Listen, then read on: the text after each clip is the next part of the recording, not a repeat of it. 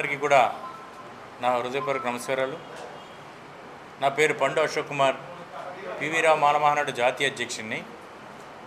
ఈరోజు ఈ press meet యొక్క ముఖ్య ఉద్దేశం ఏంటంటే, భారతీయ జనతా పార్టీ ఈ దేశంలో మాకు 400 సీట్లు వస్తే ఈ రాజ్యాంగాన్నే మార్చేద్దామని అక్కడక్కడ చెప్పడం జరుగుతుంది.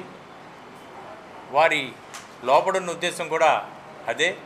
బయటికి మాత్రం ప్రస్తుతానికి మేము రాజ్యాంగం జోలికి మాత్రం రిజర్వేషన్ జోలికి వెళ్ళమని చెప్తున్నారు, కానీ వారికి లోపడున్న ఉద్దేశం మాత్రం రాజ్యాంగాన్ని మారుద్దామని పూర్తిగా ఉంది. ఇటువంటి పార్టీకి దళితులు మరియు బీసీలు, మైనారిటీలు ఈ దేశాన్ని అభివృద్ధిలో ఉండాలని సాంఘించే పౌరులు ఎవరు కూడా భారతీయ జనతా పార్టీ, జనసేన, టీడీపీ కూటమికి ఓట్లు వేయొద్దని మేము ఓటర్లను కోరుతున్నాం.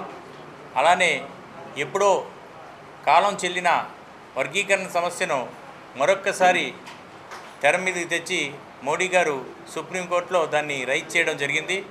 దానికి మేము సపోర్ట్ చేస్తున్నామని తెలుగుదేశం పార్టీ అధ్యక్షులు నారా చంద్రబాబు గారు మా ఆత్మాభిమానాన్ని దెబ్బతీసే విధంగా ప్రవర్తిస్తున్నారు. కాబట్టి యావత్ రాష్ట్రంలోని రమారమి 60 లక్షల మాలలు మరియు 10 లక్షలు ఉన్న దళిత క్రైస్తవులు బీజేపీ, తెలుగుదేశం, జనసేన కూటమికి బుద్ధి చెప్పడానికి రెడీగా ఉన్నారని నేను మాల మహానాడు తరఫున హెచ్చరిస్తున్నాను. అలాగే ఈ రాష్ట్రంలో అనేక సమస్యలు ఉన్నా కానీ ఆ సమస్యలతో పాటు మేము ఇతర సమస్యలను కూడా తీసుకుని ప్రతి ఒక్కరికి ఉపయోగపడాలనే మాల మహానాడు యొక్క ధ్యేయం. కులాలు మతాలుగా విడిపోయి మన సమాజం బాగుపడదు. కాబట్టి మేము చెప్పేది ఏంటంటే, ఐక్య రిజర్వేషన్ తోటి మనం అభివృద్ధి చెందొచ్చని, వర్గీకరణ అనేది తీసుకోకూడదని కూడా తెలియజేస్తున్నాను. అలాగే రాజ్యాంగాన్నే మార్చేయాలనే ఉద్దేశంతో ఉన్న బీజేపీ ప్రభుత్వం వర్గీకరణ అనేది ఎలా చేస్తుందని నేను మందకృష్ణని కోరుతున్నాను. ఎందుకంటే రాజ్యాంగమే లేనప్పుడు రిజర్వేషన్లు ఉండవు. అటువంటప్పుడు వర్గీకరణ అనేది ఉండదు కదా. మీరు వర్గీకరణ చేయమని మోడీ గారిని ప్రాధేయపడడంలో అర్థం లేదు.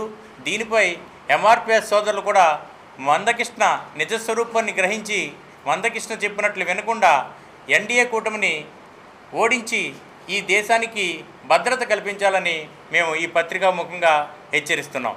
ఎందుకంటే ఎన్డీఏ కూటమి వచ్చిన తర్వాత మన ప్రభుత్వ రంగ సంస్థలన్నీ కూడా జాతీయం చేయడం మానేసి, వాటిని పరిపుష్టం చేయడం మానేసి, వాటిని అమ్మేయడం చేయడం జరుగుతుంది.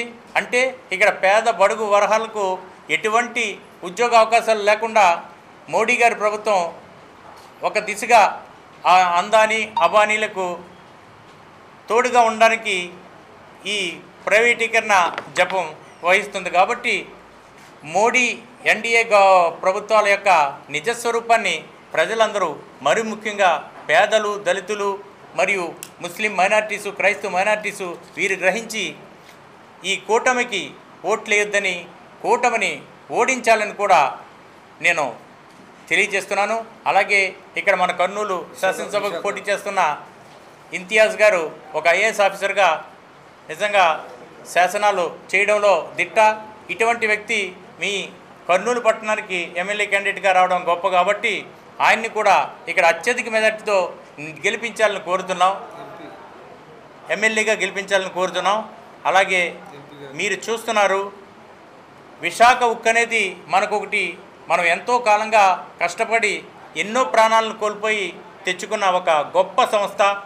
ఆ సంస్థను కాపాడుకోవడంలో మనం విఫలమవుతున్నామేమో అని ఒకసారి బాధ కలుగుతుంది.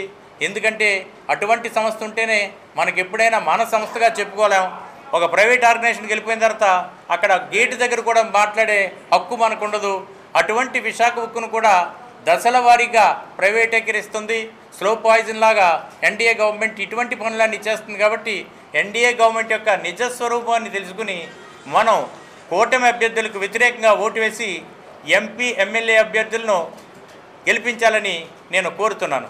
జై భీమ్, జై పివి రావు. పివి రావు మాల మహానాడు రాష్ట్ర అధ్యక్షులు, ఆంధ్రప్రదేశ్.